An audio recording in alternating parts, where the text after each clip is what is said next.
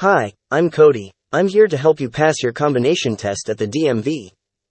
This video touches on all the items in Section 6, Combination Vehicles, of the Wisconsin DMV manual that may end up being the answers to questions on the test. Only the key points are discussed in this video. If you're looking to obtain a Class A permit, then you must study this section and successfully pass the combination exam at your local DMV. Driving combination vehicles safely. Combination vehicles are usually heavier, longer, and require more driving skill than single commercial vehicles. This means that drivers of combination vehicles need more knowledge and skill than drivers of single vehicles. In this section, we talk about some important safety factors that apply specifically to combination vehicles. A combination vehicle is two or more units combined. The allowed legal length, width and weight are all factors when determining your setup. Rollover risks.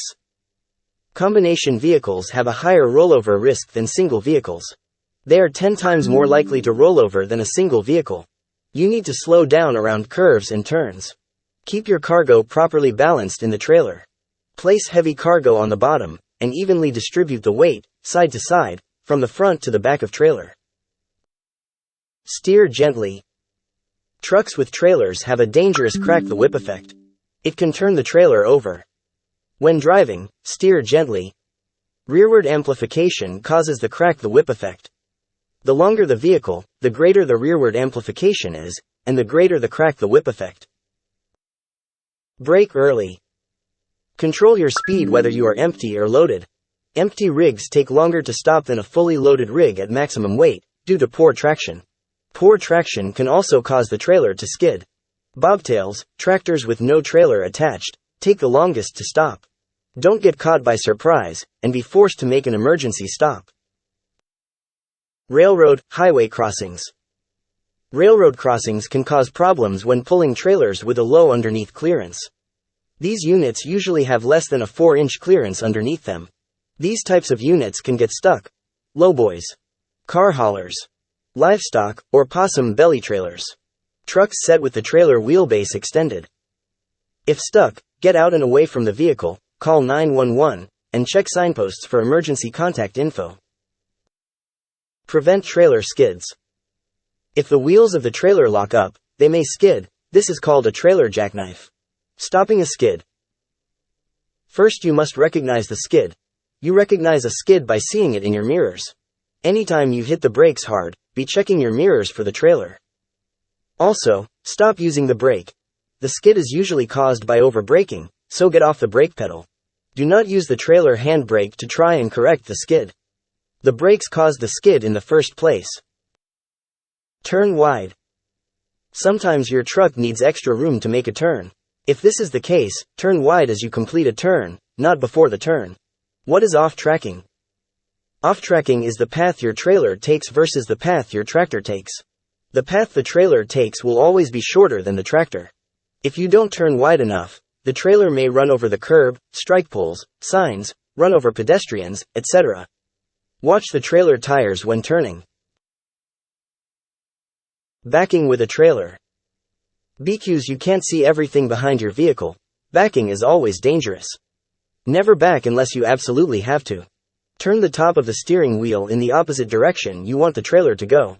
Always back in a straight line if possible. If backing in a straight line is not possible, then back toward the driver's side. It is much easier to see objects on the left side than it is on the right side, or what we call the blind side. When backing, you must look at your path. Use mirrors on both sides. Back slowly. Correct drift immediately. Pull forward. Trailer hand valve. It's also called the trolley valve, or Johnson bar. Controls the service brakes on the trailer only, not the tractor. Never use it while driving because it can cause you to skid. Never use it for parking. It is spring-loaded. When you pull it down, it applies the brakes, but when you let go, it immediately pops back into position, releasing the brakes. Always use the parking brakes or spring brakes when parking. Tractor protection valve. The tractor protection valve keeps all the air in the tractor or truck brake system should the trailer break away, causing a bad air leak. It is controlled by the trailer air supply, the red knob. The valve will close automatically when air pressure in the tanks falls to between 20 and 45 psi, causing the trailer air supply control to pop out, and the trailer emergency brakes to come on. Trailer air supply control.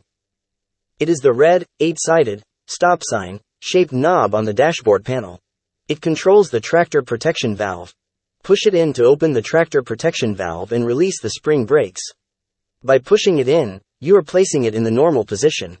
Pull it out to close the tractor protection valve and apply the spring brakes. When you pull it out, you are placing the knob in the emergency position.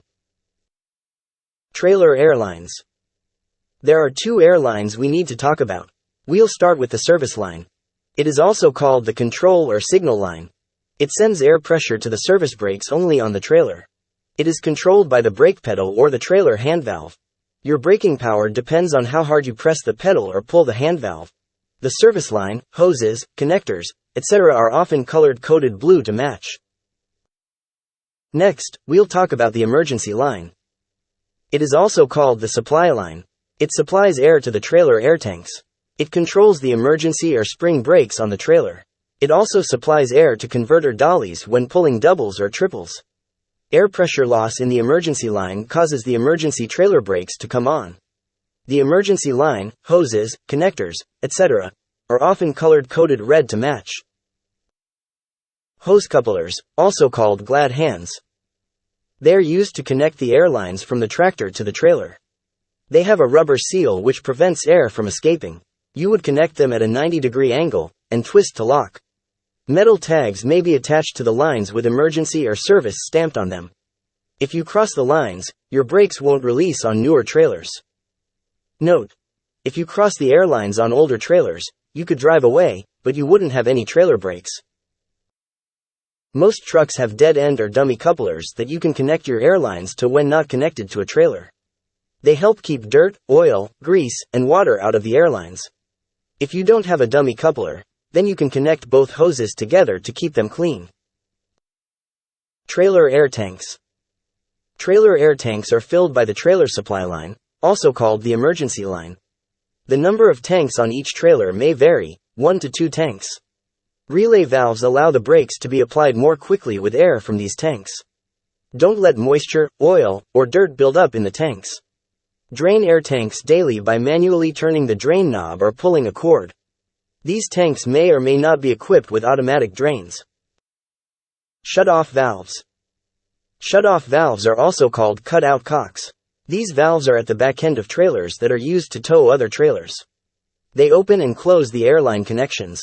When hooking up to more than one trailer, all the valves should be in the open position except the very last valve at the back of the last trailer. It should be in the closed position. Trailer service, parking, and emergency brakes. Newer trailers have spring brakes just like trucks and truck tractors. However, converter dollies and trailers built before 1975 are not required to have spring brakes. A major leak in the emergency line will cause the tractor protection valve to close, and the trailer emergency brakes to come on. You may not notice a major leak in the service line until you try to put the brakes on. Then, the air loss from the leak will lower the air tank pressure quickly. If it goes low enough, the trailer emergency brakes will come on. Trailers required to have ABS. All trailers and converter dollies built on or after March 1, 1998, are required to have ABS. Trailers will have a yellow ABS malfunction lamp on the left side, either on the front or rear corner. Dollies manufactured on or after March 1, 1998, are required to have a lamp on the left side. If you're not sure if a vehicle is equipped with ABS, look under the vehicle for the EQ and wheel speed sensor wires coming from the back of the brakes. Braking with ABS. When you drive a tractor-trailer combination with ABS, you should brake as you always have. In other words, use only the braking force necessary to stop safely and stay in control. Brake the same way, regardless of whether you have ABS on the tractor, the trailer, or both. As you slow down, monitor your tractor and trailer and back off the brakes, if it is safe to do so, to stay in control. ABS prevents your wheels from locking up. Even if your ABS malfunctions, you still have normal braking ability. Coupling and uncoupling. This section covers only the key points regarding coupling and uncoupling. For more detail on this topic, Read the Wisconsin DMV manual in whole. Step 1. Inspect the fifth wheel.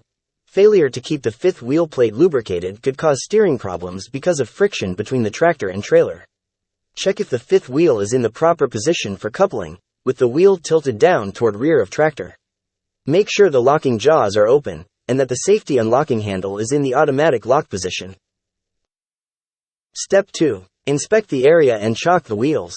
Be sure the trailer wheels are chocked, or the spring brakes are on.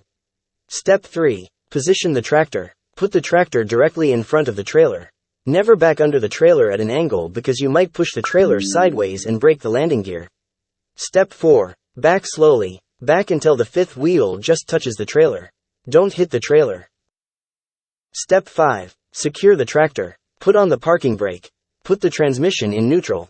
Step 6. Check the trailer height. The trailer should be low enough that it is raised slightly by the tractor when the tractor is backed under it. Raise or lower the trailer as needed. If the trailer is too low, the tractor may strike and damage the nose of the trailer. If the trailer is too high, it may not couple correctly. This is called high hooking, or slipping the kingpin. Check that the kingpin and the fifth wheel are aligned. Step 8. Supply air to the trailer. From the cab, push in the trailer air supply knob, or move the tractor protection valve control from the emergency to the normal position to supply air to the trailer brake system. Wait until the air pressure is at normal range, 100 to 125 psi. Now check the brake system for crossed airlines. Shut the engine off so you can hear the brakes. Apply and release the trailer brakes and listen for the sound of the trailer brakes being applied and released. You should hear the brakes move when they are applied and air escape when the brakes are released. Step 9. Lock the trailer brakes. Pull out the trailer air supply knob or move the tractor protection valve control from normal to emergency position. Step 10. Back under the trailer. Use the lowest reverse gear. Step 11. Check the connection for security. Raise the trailer landing gear slightly off the ground. Pull the tractor gently forward while the trailer brakes are still locked, to check that the trailer is locked onto the tractor.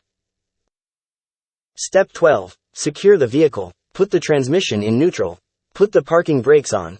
Shut off the engine and take the key with you, so someone else won't move the truck while you are under it.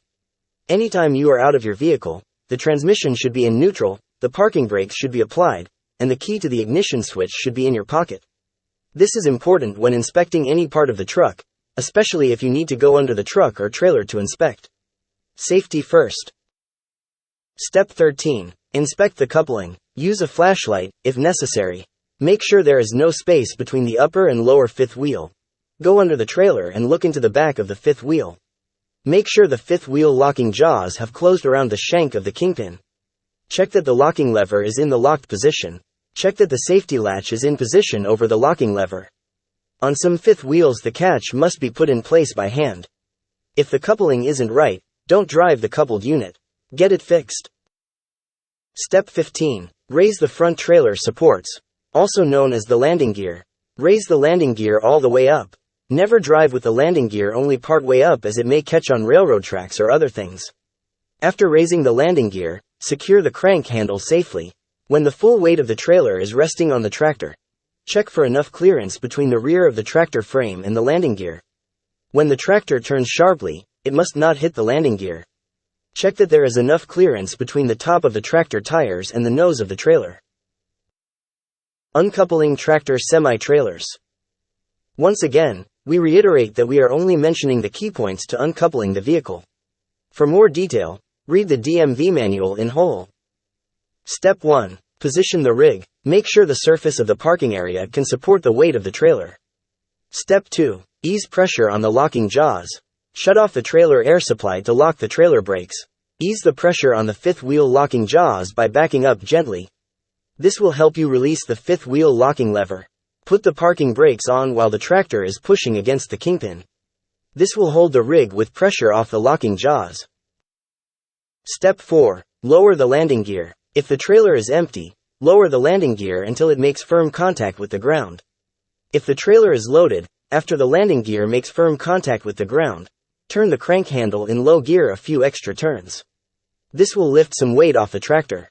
Step 5. Disconnect the airlines and electrical cable. Disconnect the airlines from the trailer. Connect the airline glad hands to the dummy couplers at the back of the cab, or couple them together. Hang the electrical cable with the plug down to prevent moisture from entering it. Make sure the lines are supported so they won't be damaged while driving the tractor. Step 6. Unlock the fifth wheel. Raise the release handle lock. Pull the release handle to the open position. Keep your legs and feet clear of the rear tractor wheels to avoid serious injury in case the vehicle moves. Step 7. Pull the tractor partially clear of the trailer. Pull the tractor forward until the fifth wheel comes out from under the trailer. Stop with the tractor frame under the trailer. This prevents the trailer from falling to the ground if the landing gear should collapse or sink.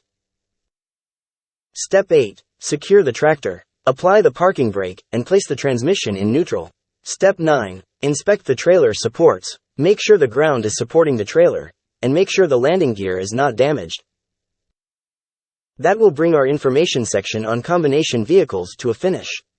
Watch this video and study the Wisconsin DMV manual before attempting your exam at the DMV. Good luck. Be sure to watch our other permit training series videos for combination vehicles and general knowledge.